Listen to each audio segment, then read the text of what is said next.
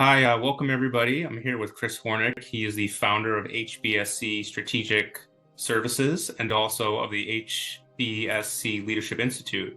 And we're here to talk about his new book, The Last Book of Leadership. So it's a book that I've really enjoyed, and I'm excited to talk with you about it today. Great. It's great to be here, Bill.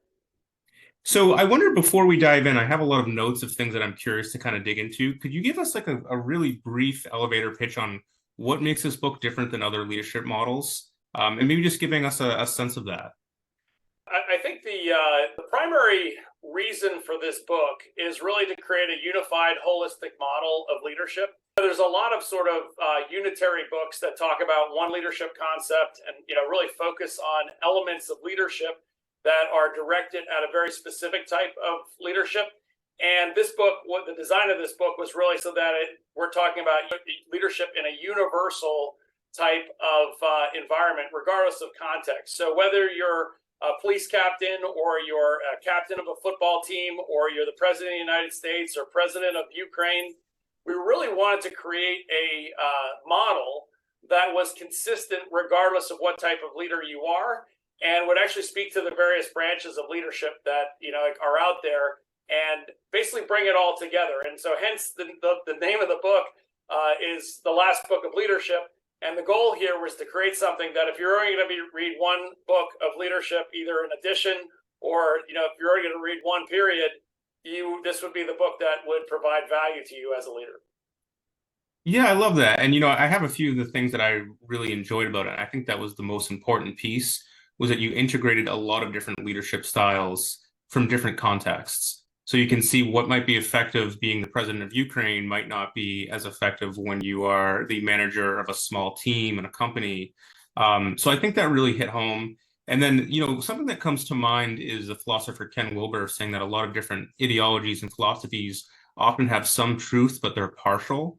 And I feel like what this book did a really good job was you tried to bring as many of those models in as together as possible, so it feels much more holistic. Another thing I was curious about to hear more about was this idea of post-ideological thinking. Could you speak a little bit more to that and how that's important for leaders? Yeah, that's a great question. Yeah, I mean, I think ideology, approximately, say, 500 years ago, sort of the concept of ideology came into play, and there were a lot of ideological leaders that came about, throughout history, especially in Europe. Very diverse group of ideologies that actually come out of that region. And the interesting thing about ideologies is that in order to design an ideology, you really do need a common set of beliefs about history, about like our history, collective history. You need to actually define what are the right and wrong, which are your values. And an ideology also talks about sort of an ideal future. And so if you can get people to buy into an ideology, it's incredibly powerful. I mean, the clash of ideologies have actually created world wars because people are actually looking at, hey, our set of values and beliefs and ideals of the future are in conflict with others. And so an ideological war, basically, during World War II, it killed 75 million people. So you can sort of start to see the power of ideology and the problems when ideologies clash. And so really when we talk about a post-ideological society and a post-ideological world, we're really saying that, the ideology that we need is a pro-humanity ideology, pro-social ideology that basically takes into account like a holistic future for everyone, as opposed to actually having individual ideologies, at conflict, because ideology, it can be divisive, unfortunately. Yeah, so it makes sense. So leaders, maybe in the past, being an ideological leader was effective, but it sounds like that's being less effective now, and leaders have to kind of evolve out of that and see things a little bit more nuanced. Yes, absolutely. Absolutely. Yeah, the other thing I really liked was the idea of the 10 leadership archetypes in the book. Could you talk a little bit like what are those and what is the importance of those in the model? Yeah, as we talked about at the opening, I think a lot of leadership is really context sensitive. And Mm, so, like if you're in a crisis situation, you may actually lead with more authority. If you're in a creative situation, you would obviously want to lead with more inspiration. And, so basically, based on your context, you are going to modulate your behavior. And I think the key thing is that on the authority side, we actually designed the model to basically have 10 different leader archetypes. And on the authority side, there was really sort of the dictator, who's the sort of the extreme authoritarian. Down from there was the commander. Then we have the decision maker. Then we have the change agent. Then the ideologue, who is very focused on rules, wanting to follow the rules all the time. And then from there, we get into more of the inspirational side of this curve. And then you talk about the builders and the team captains. They're in sports figures, team captains tend to have both authority as well as inspiration. And then we have the visionaries, the spiritual leaders. And then on the low side of like the curve is really the martyrs. And those actually are the folks who are actually leading totally by inspiration. And unfortunately, they don't have a lot of positional power.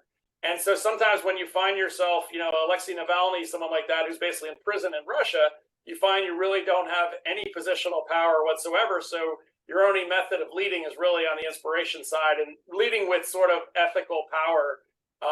That's how basically a person in that position would have to lead. And so really when you talk about this continuum, each individual leader has a primary, secondary, and tertiary leadership type where they can operate in. And I think you've taken the test as well, like to basically determine your leadership type. Out of those three, when we operate in any of those three leadership types or archetypes, basically that's where you can operate as an authentic leader. Yeah, and I think that was another idea that I really liked, this idea of leadership being context dependent. So that of those 10 different styles, some of them work really well in certain contexts, but when the context change, they might be very ineffective. So that kind of comes back to this other idea that you bring up in the book about metacognitive awareness. Yes. Could you talk about the importance of metacognitive awareness, and how does that awareness help leaders to know, is it their leadership style or what's appropriate, or any other way that might help somebody be an effective leader? Yeah, the concept of metacognitive awareness is sort of a key to modern leadership today. It's really self-awareness, and it's having this ability to really be empathic and really sort of understand what's going on around you, so you can modulate your own behavior. So, there's a lot of words for it out there. I think mindfulness is one. There's self-awareness is a big thing, like obviously that people talk about.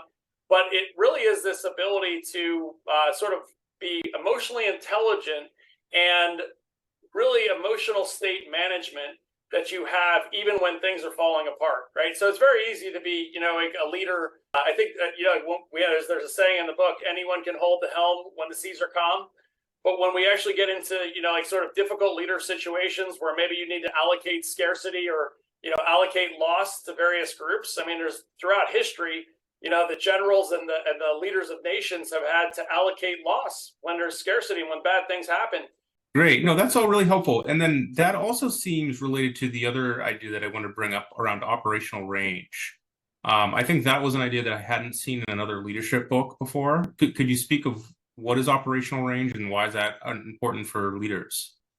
Yeah, as we were talking about, I think the element of operational range basically means that you can operate in a diversity of situations, maintain appropriate emotional state, but sort of there's inputs and outputs of this. And really, so the inputs are being situationally aware, self-aware, and having a strong identity that is not negatively impacted by sort of the circumstances that you're dealing with.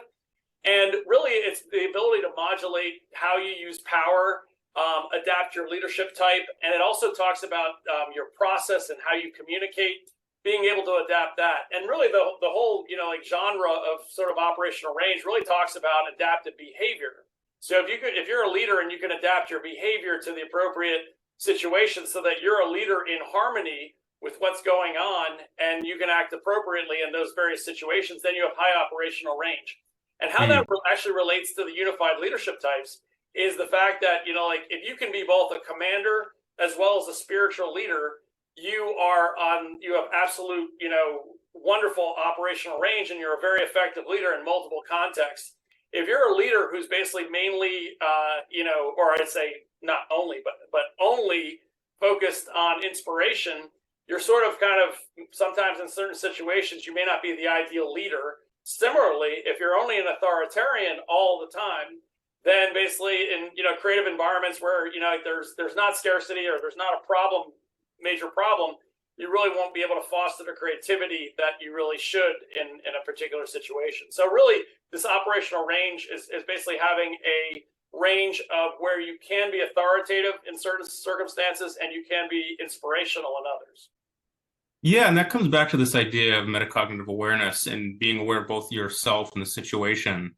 So it sounds like leaders need to know, when is it appropriate where I have to step up and be a strong leader, even potentially like a dictator, maybe in a smaller way if there's a crisis, versus being more of an inspirational leader. So it sounds like, someone who's only relying on inspiration is probably not going to get that far as a leader when times are changing, because sometimes that's just not an effective leadership type in certain contexts. And that's a great observation, because there's even a story about a colonel in the army in the book, and one of the things he actually underscores is really to have presence, to have leadership presence. You really need to understand when to intervene and when not to. Really sometimes you need to intervene because the situation requires it. And sometimes it's best to sort of stay on the sidelines and let people sort of grow as leaders. And, really a lot of that has to do with sort of metacognitive awareness, both of situation and self. Because are you intervening because as a manager, because you're a micromanager, or are you intervening because the situation requires it? So that's sort of where the wisdom of leadership comes in as well. Well, that actually hits on another thing I was going to ask you about, is just the importance of wisdom, which is something that you seem to emphasize. So that seems like a central part of this model. Could you talk a little bit about that? Yeah, really leadership wisdom is at the foundation of this model. So there's really 5 elements that are sort of foundational to this model. The first is context. The second is vision. The third is leadership wisdom. And the fourth is power. And the fifth is really outcome. But leadership wisdom, the foundation of leadership wisdom is really the ability to build trust with your followers. And building trust with your follower really falls into 3 different categories. So in order to build trust, you need character. So basically, if you're a good character, people will follow you. If you have competency, people will follow and trust you. And basically, if you have presence, then basically people will feel a connection with you. And then, obviously you will gain trust through those 3 elements. And there's obviously the character element is key, because people want to know, do you have good intents? Do you care about them? Do you really have conviction in what you're, espousing? And really, can you provide clarity to the group? It's also they also want to know whether you have integrity. Like, integrity is going to be critical for people to sort of trust you and trust your character. And then on the competency side, it really is capability. So do you have sort of the skill, the knowledge, the expertise, and really have you created a reputation where that you're a competent leader? That's critical. And then last on the presence, we talked about sort of the ability to have courage and demonstrate courage, because obviously courage is contagious. And really, do you have the strength and perseverance to really push through the difficult times? And then the last element of presence really is, do you have that connection with followers? So do you have sort of charismatic interactions with people? And really, do they have a sense that they have sort of a one-on-one relationship with you, even though you may have relations with thousands of people, of subordinates? They have this sort of personal connection with you. So that's where basically, leadership trust and wisdom comes from, is that ability to generate that trust. Yeah, that makes sense. And then it's interesting because on the other end of the spectrum, or I don't know if you'd call it a spectrum, is power. And I think sometimes people think that power is different than wisdom, but you're integrating both. Can you talk more about the importance of power in this model? Yeah, it's very important to have wisdom, but really you want wisdom in action. And so really when we talk about, leadership power, all the leaders in this book were very powerful people.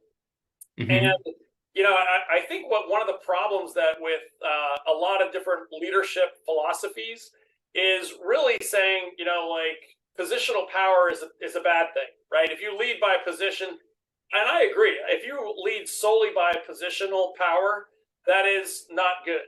right? In certain circumstances, you may have to lead by positional power if it's a crisis, like so if it's a 9/11 type thing, you may need positional power. But, really that's only a part of the picture, but it is part of the picture. And so, really the ethical power is important. So, really having that ability to say to people, hey, this is actually right and just, and you should follow me because what I am actually leading you towards is right and just.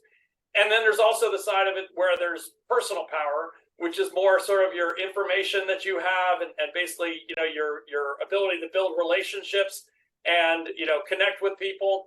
So really those three different types of power, personal, ethical, and positional, that's the total picture of power. And sort of nullifying, a lot of leadership, elements, or I'll say, books out there tend to nullify the positional side, but it's one more tool that you have as a leader. And it is appropriate in certain circumstances. I think anyone who leads solely by positional power is a bad leader, but it is a tool.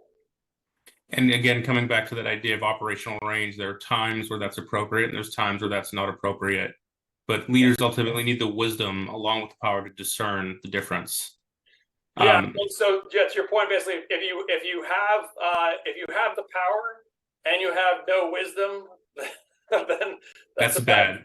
Well, speaking of that, maybe the best example of that in the book, which is kind of interesting and provocative that you did this, but you also profiled Adolf Hitler. Yes. And so that was another thing I was surprised because there's all these inspirational leaders, like Nelson Mandela, for example, or the Dalai Lama. And then right alongside that, there's analysis of Hitler. I found that fascinating. I'm curious to hear a little bit more about why did you choose to analyze him and what did you learn analyzing him with this model? Yeah. I mean, I think, that was sort of a debate point about whether to include a person like Hitler in this book. And I really think, any leadership model that is sort of holistic and, unified in nature would have to actually sort of classify Hitler and understand and at least have an understanding or be able to sort of explain leaders who are, dark triad leaders, right? And, I think the elements of dark triad are really sort of being Machiavellian, which Hitler certainly was. He was a narcissist. And in some cases, he was an extreme of being a psychopath. Yeah. So really, when you talk about that, if you have a model of leadership that doesn't really sort of classify that type of leadership, he was also a dictator and he was a commander and he was a decision maker, like in the model. And so, as you can tell, he was an extreme on the authority side, and he consolidated power. And he had a bad, evil ideology. And so, you can start to see that basically the mix of those elements could lead to disaster. And that's one of the reasons why I thought it was important that, historical leaders like Hitler were actually analyzed through the ULM scorecard. Yeah, I found it interesting too, even looking at the image that you had where you ranked him on these different things and how it just looked so off. Because he was so strong in that power and using ideology, but just had no morals, very low wisdom. So you can see how problematic it is if somebody's so unbalanced.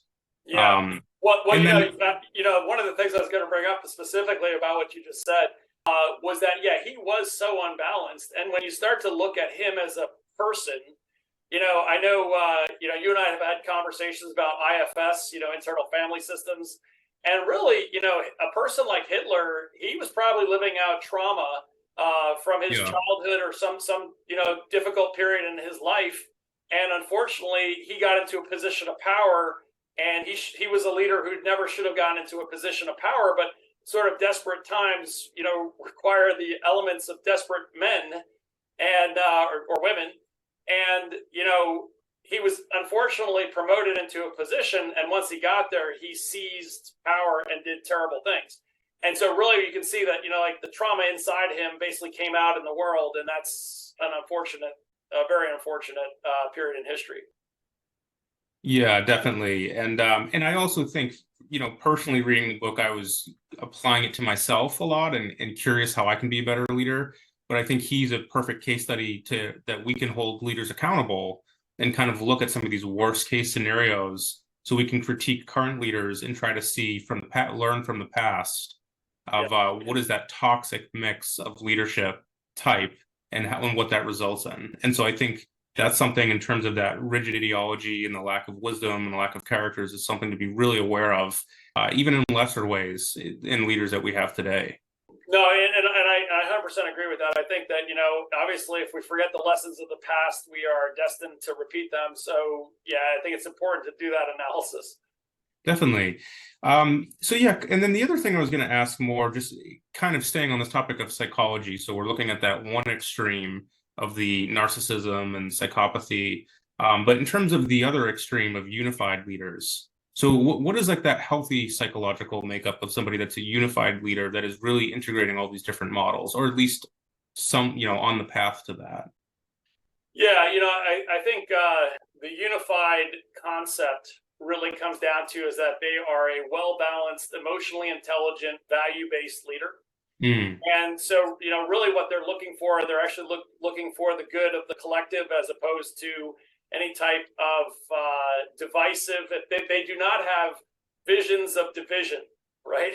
And so I think the unfortunate part in politics and a lot of things today, even countries, this divisiveness is the antithesis of really what unified leadership is all about. So it's really about bringing people together, seeing the collective good. And, a great leader in that regard was really Angela Merkel from Germany, Chancellor of Germany. She actually was sort of sat on top of a multicultural, group of folks all throughout Europe who have historically fought each other, fought world wars. And she was able to unify that group, regardless of cultural differences, regardless of financial differences. And she really sought the collective good. And she was a true humanitarian. And so she's one of the 5-star leaders in the books. We basically rate the leaders based on how many stars they have. But she was one of the 5-star leaders that are really a standout in the book. She was trusted by all the folks in Europe. She was sort of seeking coalitions, and long-term coalitions. She actually was the chancellor for 16 years, 4 terms, which is amazing. Mm-hmm. And she really was looking out, for sort of the good of the world, even over sort of just what was good for Europe. She was a true humanitarian. She accepted a lot of refugees into the country. And, she was a huge player on the world stage in terms of humanitarian efforts. So like overall, someone like her, I would actually point out is, the poster person for unified leadership. Yeah, so it's this great blend of competence, of power, of character, of wisdom. Yes. But then ultimately coming back to this idea of being post-ideological.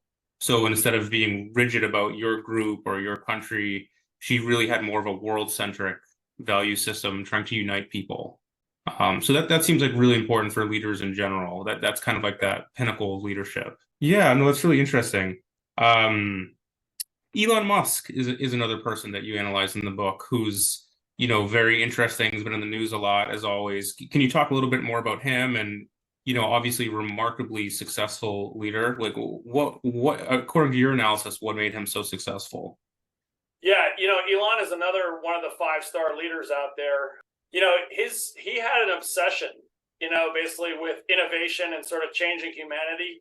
And, he was able to build, at this point, probably 8 to 10 companies, all designed with, major visions for change. And in the most part, change that was going to impact at the humanity at scale, which is pretty amazing. So, like overall, he actually does sort of, he tests very high in vision.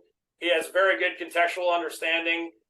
He executes in most cases with wisdom and very powerful. So he's leveraging all the different types of power, personal power. He's basically out there promoting his brand, ethical power, trying to save humanity, and then positional power in his companies, basically to sort of accelerate what the outcomes of these companies really are.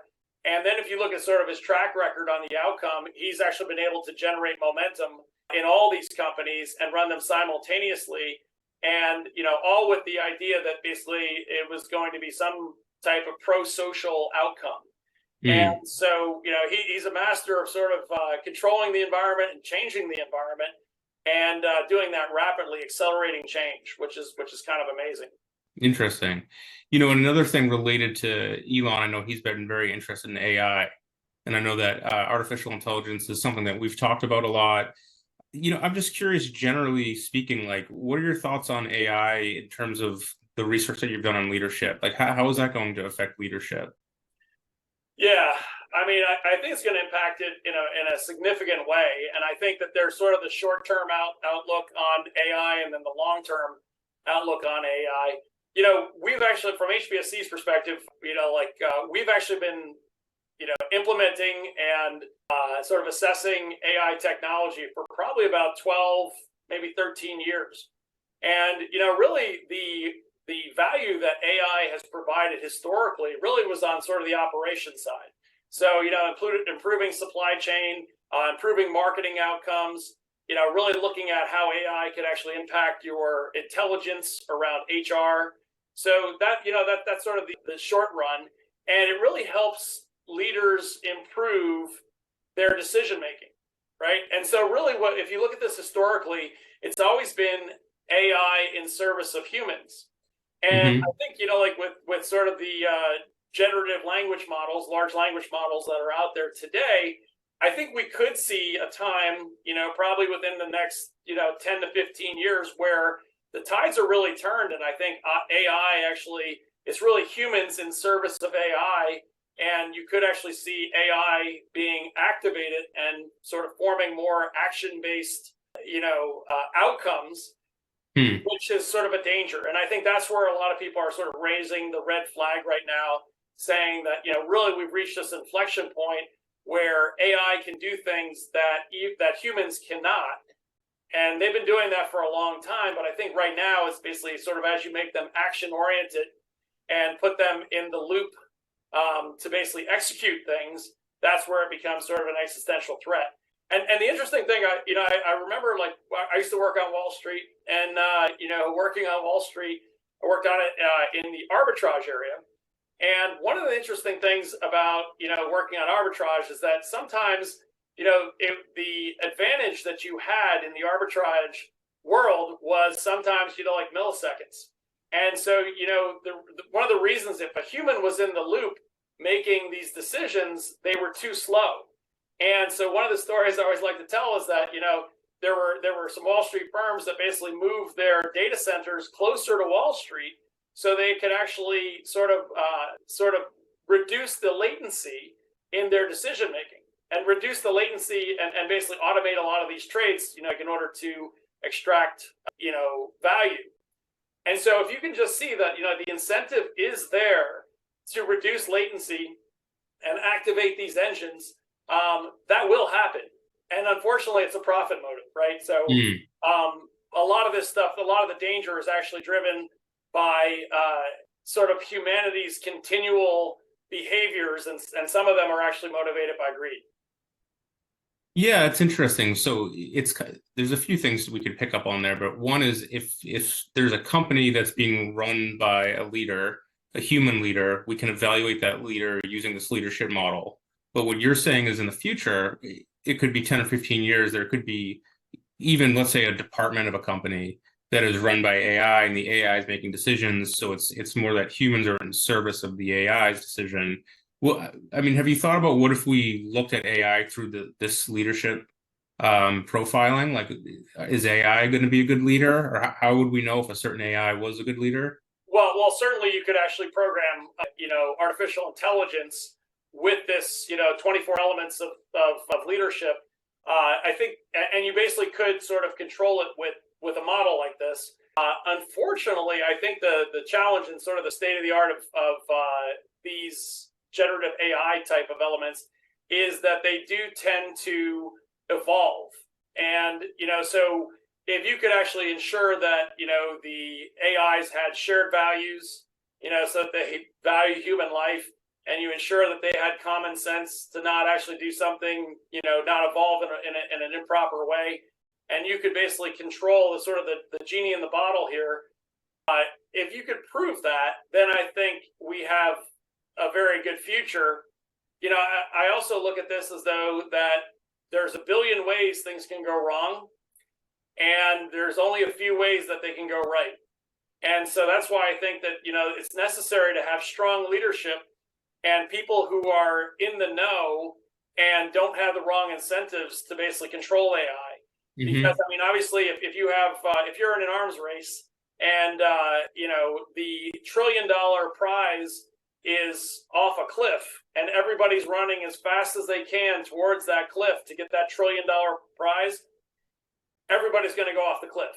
And I think that's basically what the problem is. The financial incentives here, a lot of the things that, are being developed. If you look at companies like Palantir, these are really military grade weapons. And, potentially some of this stuff should be released, and then some of the stuff actually needs to be kept under, tight controls. And I think that the challenge there is that there's not a lot of economic incentives to kind of control this like it should be. Yeah, so I think we will need some leaders that are post-ideological in their thinking, that have the power to maybe guide some of this, and also the wisdom to kind of see the big picture. So yeah, it is a time, and like a lot of the leaders that you profile in your book, a lot of them came out of some very extreme historical circumstances. So yeah, hopefully we'll find some unified leaders that will help with all of this eventually. Yeah, I think we need them fast. And I think that we're kind of we literally, I think atomic energy was the last sort of major inflection point that humanity had to sort of cope with at the scale. And, so we had Nuclear Regulatory Commission to control atomic energy. I think we need some type of, artificial intelligence regulatory commission to control this. And, sort of the wisdom that's necessary to do this needs to be pro-social and pro-humanity, as opposed to, specifically driven by capitalism. Yeah, definitely. Well, this has been great. I don't know if there's anything else that you wanted to touch on, but I think we went over the points that I wanted to ask you about. But I really enjoyed the book, and how can people learn more about the work that you're doing and access the book? It's available on Barnes and Noble, and there's a couple videos up on YouTube, and you can take a look at if you want to learn more about unified leadership. But certainly, I hope you guys enjoy the book, and it was a pleasure talking to you, Bill. Thank you so much. I appreciate it. Thank you. All right, take care.